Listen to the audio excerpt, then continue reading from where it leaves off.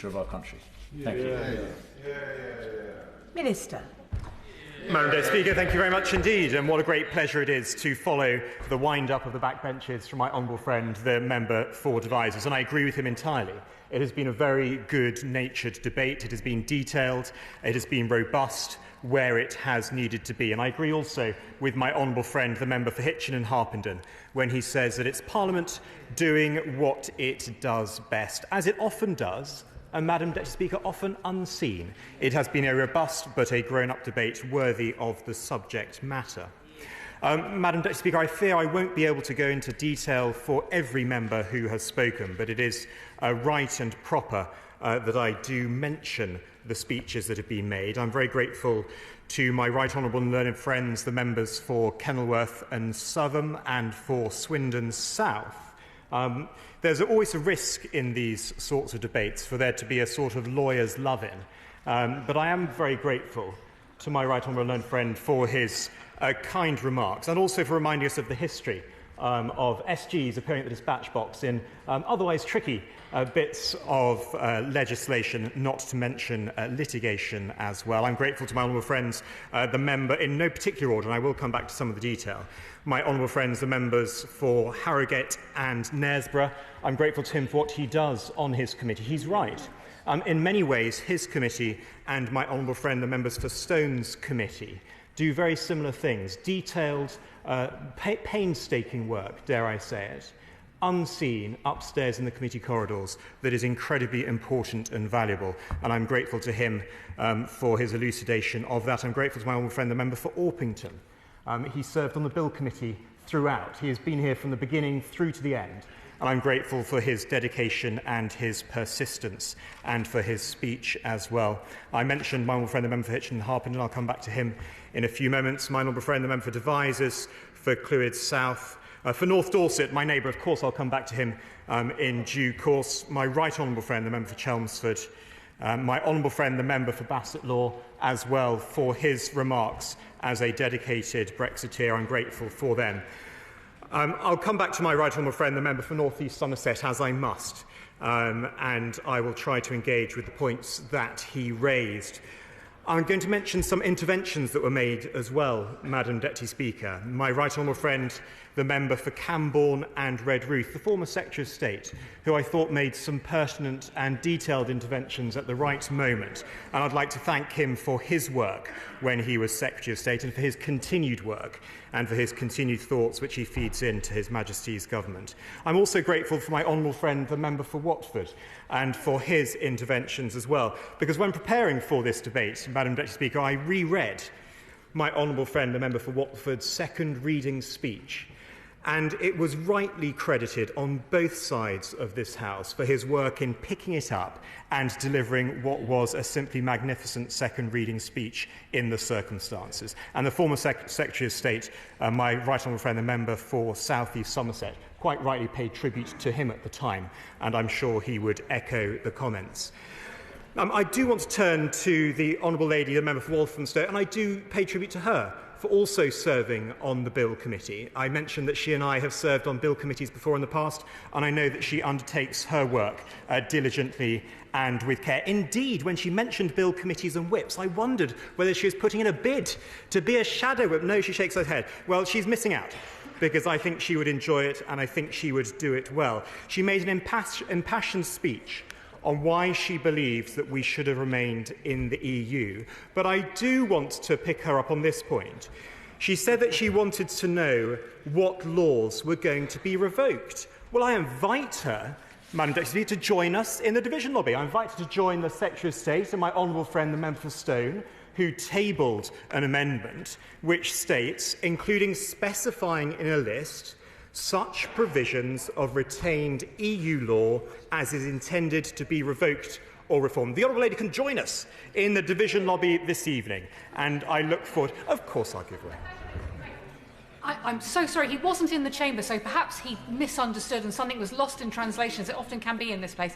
Actually, what I wanted was also the direct effect cases, which is what Amendment 6 does. So I actually agree with him, although I think the list has very little impact on what changes will come forward. But might he join me in voting for Amendment 6 from the House of Lords to make sure we know everything affected by this legislation?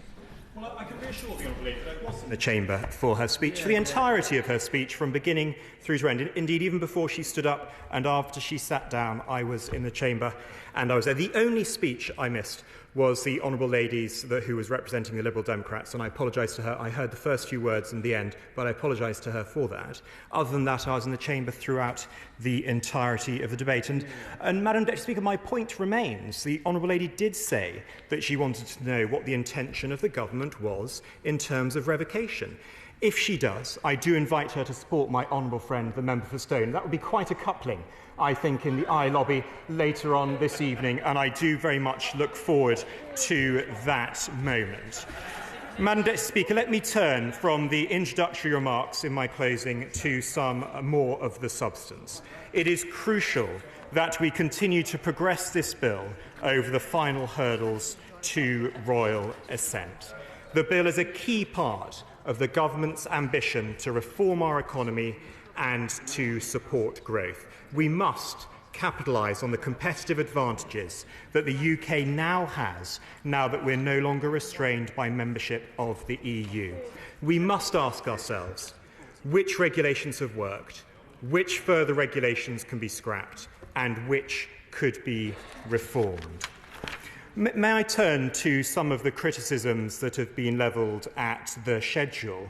The Shadow Secretary of State, when he spoke, I enjoyed listening to his speech very much indeed, as I always do enjoy listening to him when he speaks. I almost thought he was welcoming the move to the schedule, and perhaps he might join his honourable friend in the government division lobbies later on this year. I mean, perhaps not, but it was an almost welcome. And so I do take what I can from his speech, and that was certainly a positive, if nothing else, and I'm grateful to him for his contribution to this debate. But I can assure my honourable friends that this is only part of our reform programme. Can I turn and specifically address some of the points that my right honourable friend, the member for North East Somerset, made? He said that it's the perfect opportunity. It was the perfect opportunity for reform. Madam Deputy Speaker, it still is, not least thanks to him and to his hard work, to his drive, and I repeat again, to the dashboard that he championed throughout. Thanks to that, not only members in this House, but members throughout the country, and dare I say it, if they're interested, across the world, can look at regular updates of our retained EU law. I would like to make this point. There has been some criticism, there's been some mention of inertia or delay. My honourable friend, the member for Devizes, mentioned Whitehall. I'd like to pay tribute, if I may. The Attorney-General has just arrived in an absolutely right moment. I'd like to pay tribute to GLD, to government lawyers who have been poring over this retained EU law. When my right honourable friend brought the bill and introduced the bill, it's right to say that in the explanatory notes it was estimated that there were some 2,400 pieces of retained EU law. Not so. Thanks to the diligence of civil servants, thanks to the diligence of the bill team, thanks to the diligence of government lawyers, more than double that have been identified. It is not the limit of our ambitions to mention the 600. The 600, the Light Brigade, is not the limit of the government's ambitions. More reforms are planned. And this addresses the point and the approach that my right honourable and learned friend, the member for Kenilworth, mentioned, and I agree with him. This approach has the potential to lead to greater reform, in fact, than might otherwise have been the case. Others have asked if this is a change in direction. No, this is a different way of doing the same thing, potentially with better and faster results, and I believe that my right honourable and learned friend was right, and I'm grateful to him for his engagement in this debate.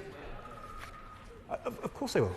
I thank the Minister for giving way, and for those of us who supported Brexit, of course, to be able to tailor our own laws to suit the circumstances of their own country is important. But can he tell me how this is better for people in Northern Ireland when, in many cases, because of the position which we have left with an annexes of the EU, many of these changes cannot apply? Well, I'm very grateful indeed to the Right Honourable Gentleman for his engagement, and he's engaged throughout this debate, not only today but previously as well. And he and I have engaged together on certain related, like-minded campaigns as well. And I pay tribute to him for his work that he does in his constituency. But specifically, I would like to reassure the Right Honourable Gentleman that this bill's provisions apply equally to all parts of the United Kingdom, and that Northern Ireland ministers will benefit from the same powers as ministers of the Crown, not least thanks to amendments that were tabled in the other place. As for criticisms of some of the mechanisms of the statutory instruments that are being used, I wish these concerns about the lack of scrutiny had been raised during our EU membership. Where were they? Where were the cries? Where were the complaints? They were simply absent. Be the last intervention that I take. Does my right honourable friend agree that under Section 2 they all came in almost entirely? There was some primary legislation that was almost entirely by statutory instrument, and against the background of this undemocratic process that was in the Council of Ministers. That's right. You couldn't. I'm very grateful indeed to my honourable friend for that point, the chairman of the Scrutiny Committee. I believe he's been a member of the committee since 1985. He's chaired it for almost as long, not quite as long. I served on his committee, and he has seen thousands of regulations passing through unseen, apart from the work by him and his committee. And I pay tribute once again to him for that work. In terms of environmental protections, I'd like to remind the House of the commitments, the repeated commitments made by ministers at all stages of the bill's passage. I pay tribute again to the Right Honourable Gentleman, the member for East Antrim, for his very clear interventions, making the point so well that my honourable friend, amplifying the point that my honourable friend, the member for North Dorset, was making, that my right honourable friend, she's absolutely right, my right honourable friend, the member for Chelmsford, made so powerfully early on in her speech. I agree with her in its entirety. And if I may just touch on that and amplify it just briefly, since leaving the European Union, this government has passed the landmark Environment Act 2021. We have produced our Environment Implementation Plan 2023, the Storm Overflows Discharge Reduction Plan, and our Plan for Water. There are other plans, Madam Deputy Speaker. I won't try your patience and read out each and every one of the plans. Because I'm being encouraged to. Only because I'm being encouraged to. I'll mention the Fisheries Act, I'll mention the Agricultural Act, and because the Attorney General was there, I'll mention the Fisheries Act. That will gladden her heart. And so there it is, Madam Deputy Speaker. It is totally false, any accusation that members on this side of the House are any less concerned about environmental protections than members on the other side.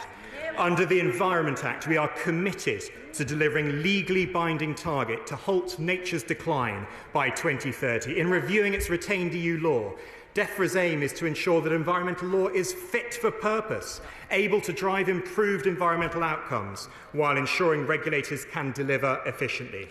This will ensure the UK regulatory framework is appropriate and tailored for our needs in our country, in the United Kingdom. The government has clear environmental and climate goals, and they have been repeatedly set out. I could say the same again in relation to workers' rights. My honourable friend, the member for Watford, made the case so powerfully early on in his intervention as well. Madam Deputy Speaker, I want to mention two more points before I close.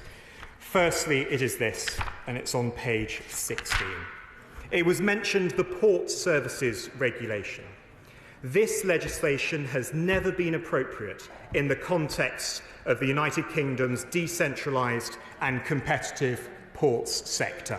Removing the Port Services Regulation from our statute book will reduce the bureaucracy in our port sector, doing away with unnecessary reporting burdens. And I'm delighted that my honourable friend, the member for Stone, is here hearing so loudly from the backbenches. My penultimate point.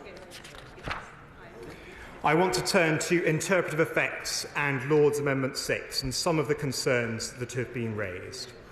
I'd like to take this opportunity to thank again my honourable friend, the member for Stone, who has ceaselessly campaigned to end what he calls the shadow statute book. Because the fact of the matter is the amendment replaces the section of the bill developed by my right honourable friend, the member for North East Somerset, who introduced the bill, whereby Section 4 of the EU Withdrawal Act will be repealed after the 31st of December this year. The matters saved by Section 4 consist largely of retained rights, obligations and remedies developed in case law, no less, of the Court of Justice of the European Union. And the vast majority of these already overlap with rights that we have. These overlaps can cause confusion and they can cause legal uncertainty. And I invite honourable and right honourable members to join us in the government lobbies this evening. Madam Deputy Speaker, I'd once again like to thank all honourable and right honourable members for their contribution to this debate. This schedule is by no means the limit to our ambition for reforms of EU law. We have the power, and we will, continue to amend EU laws. It is imperative that we ensure that this bill reaches royal assent promptly. And as to the government amendments, I commend them to the House. Question is that this House disagrees with the Lords in their amendment